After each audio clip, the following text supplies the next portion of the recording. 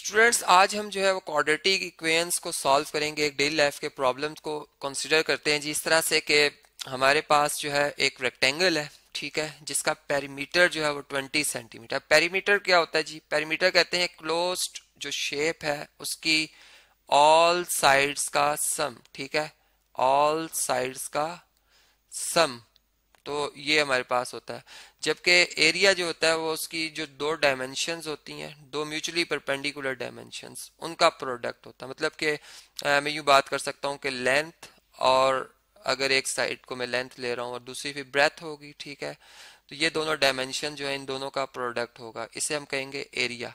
अब चूंकि अगर हम देखें तो हमारी जो फिगर रेक्टेंगल है, इसलिए हम इसमें लेंथ और ब्रेथ ही लेंगे, यानी इसको मजीद 2 पे डिवाइड नहीं करेंगे। जबकि ट्राइंगल के केस में हम इसे 2 पे डिवाइड भी कर देते हैं। तो अब हमने कैलकुलेट क्या करना है जी? हमने लेंथ फाइंड करनी है और ब्रेथ फाइंड करनी है रेक्टेंगल की, ठीक है। लेंथ को अगर मैं एक्स कह रहा हूँ तो ब्रेथ जो होगी हमारी वो क्या आ जाएगी फिर वाई अगर हो, ठीक है। तो अब हम इस प्रॉब्लम को ऐसे समझते हैं कि ये हमारे पास, फर्ज करें पहले मैं एक रेक्टेंगल बना लेता हूँ। चूंकि हमें कोई ये रिलेशन नहीं बताया गया कि लेंथ ब्रेथ से कितने टाइम बिगर है, यानी लॉन्गर है ये कह सकते हैं हम, ठीक है, या नहीं है, ठीक है। हम एक बस एक रेक्टेंगल बना लेते हैं यहाँ पर इस तरह से। ये जी हमने एक रेक्टेंगल बना दिया, ठीक है। ये इस तरह से, इसके कॉर्नर एंगल 90 के होते हैं, ये आप जानते हैं, और इसकी अपोजिट साइड्स बराबर होती है। मतलब कि अगर ये ब्रेथ है, ये y है, तो ये भी क्या होगी जी? y होगी। और अगर ये लेंथ x है तो ये भी क्या होगी जी? ये x ही होगी, ठीक है। तो अब इसमें जो इसका पेरीमीटर बनेगा जो कि 20 सेंटीमीटर है, मैं p फॉर पेरीमीटर लिख रहा हूँ जी। यहाँ पर वो क्या बनेगा? x और x, ये 2 है, 2 साइड्स हो जाएंगी, ये 2x आ जाएगा।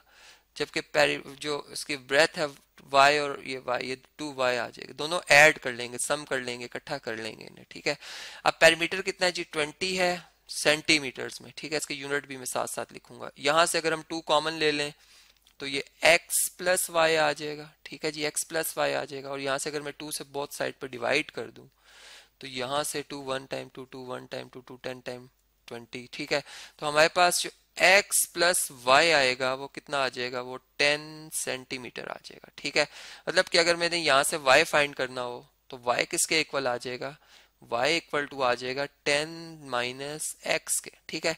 मतलब अब मैं चूंकि एक क्वाड्रेटिक इक्वेशन की मदद से हमने अपने प्रॉब्लम को सॉल्व करना है, तो मैं इसमें एक वेरिएबल लाना चाह रहा हूँ, मैं दो नहीं लाना चाह रहा, इसलिए मैंने y को सब्सिट्यूट कर लिया, यानी y की रिप्लेसमेंट कर दी है x के साथ। अब जहाँ पे y आएगा उसकी जगह क्या आएगा जी? x।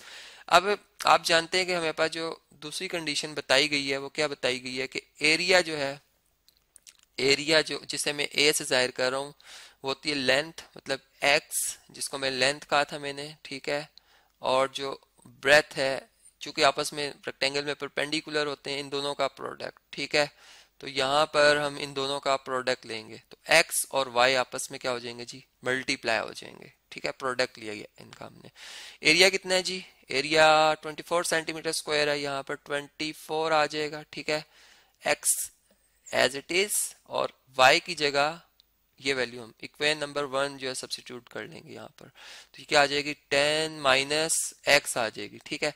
अब यहाँ से अगर हम इसे सिंप्लीफाई करते हैं तो 24 इज इक्वल टू आ जाएगा x 10 से मल्टीप्लाई होकर 10x, और x x से मल्टीप्लाई होकर क्या आ जाएगा जी? x स्क्वायर आ जाएगा, ठीक है।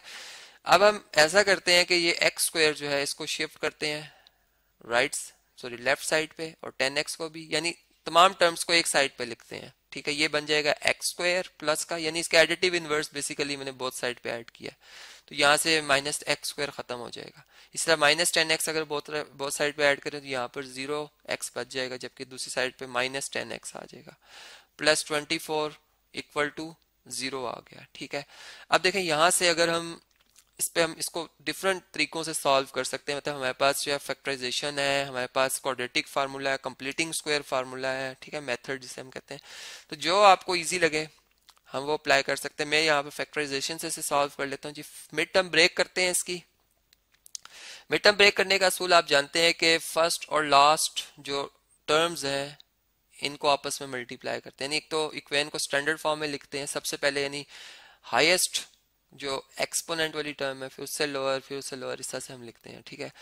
और जो मिड टर्म है इसको ब्रेक करते हैं। मतलब यहाँ पर अगर आप देखें तो हमें 24x² पॉजिटिव का चाहिए, जो कि अगर यहाँ पर मैं -4x और -6x लिखता हूँ तो आप इन दोनों को अगर मल्टीप्लाई करते हैं -6x को -4x से, ठीक है, तो ये 24 प्लस का 24x² आएगा, जो कि इन दो का प्रोडक्ट, और इनको ऐड करने से -10x ही आता है। तो ये हमारे मिड टर्म ब्रेक होंगे। तो अब इसको हम नीट करके लिखते हैं जी। हम लिखेंगे x² -4x -6x plus 24 equal to 0, ठीक है। अब इन दो फर्स्ट टू टर्म में से हम क्या कॉमन ले सकते हैं? x कॉमन ले सकते हैं, x -4 आ जाएगा। लास्ट टू टर्म में से भी हमने ऐसा नंबर कॉमन लेना है कि यही फैक्टर बने हमारे पास। तो अगर हम यहाँ से -6 कॉमन ले लें, यानी -6 इसलिए कि x पॉजिटिव चाहिए हमें, ठीक है, और ये 24 प्लस माइनस माइनस होता है, 24 6 से डिवाइड होके 4 आ जाएगा इक्वल टू 0। मतलब कॉमन लेने का मतलब हम डिवाइड कर रहे होते हैं, डिस्ट्रीब्यूटिव प्रॉपर्टी को रिवर्स में अप्लाई कर रहे होते हैं, ठीक है, मतलब उसकी लेफ्ट साइड को राइट साइड की तरफ लेके आ रहे हो। तब यहाँ से अगर आप देखें तो x -4 इन दोनों में कॉमन है, ये हम कॉमन ले लेंगे। x -4 यहाँ पे क्या रह जाएगा x, और यहाँ पे क्या रह जाएगा -6 इक्वल टू 0।